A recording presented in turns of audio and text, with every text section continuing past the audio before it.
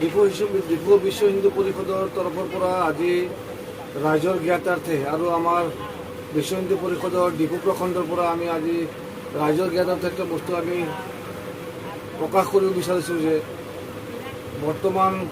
ভাৰতবৰ্ষৰ লগত সংগতি ৰাখি গোটেই ভাৰতবৰ্ষত যি লাভ জিহাদ আৰু গো হত্যা আৰু ধৰ্মান্তৰীকৰণ চলি আছে, এই ধৰ্মান্তৰীকৰণ আৰু গো হত্যা আৰু লাভ জিহাদৰ প্ৰতি দৃষ্টি ৰাখি আমি ডিফুৰ বিশ্ব হিন্দু পৰিষদৰ প্ৰখণ্ডৰ পৰা আমি এক বাৰ্তা দিব বিচাৰিছোঁ যে ভাৰতবৰ্ষৰ প্ৰতিটো ৰাজ্য তথাপি গোটেই ভাৰতবৰ্ষত যেনেকুৱা যি বিশৃংখলা এক লাভ জিহাদৰ এক সৃষ্টি হৈছে তাক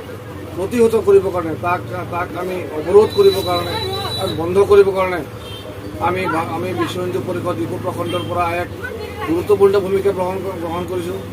গুৰুত্বপূৰ্ণ ভূমিকাৰ ভিতৰত 1 নম্বৰ আছে আমাৰ গো হত্যা বন্ধ হ'ব লাগে, 2 নম্বৰ লাভ জিহাদ বন্ধ হ'ব লাগে, 3 নম্বৰ ধৰ্মান্তৰীকৰণৰ ফলাফলে কি হৈছে আমাৰ বিশ্ব হিন্দু পৰিষদৰ